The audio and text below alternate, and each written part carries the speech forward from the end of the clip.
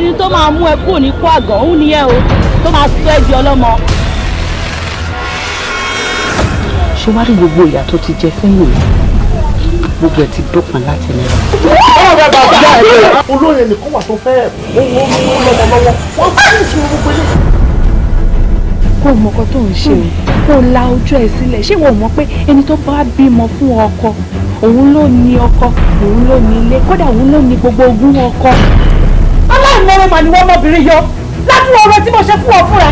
Aláìmoore ìkà ni yóò fi ṣẹ̀san rẹ̀ o. Aláìmoore ìkà ni yóò fi ṣẹ̀san rẹ̀.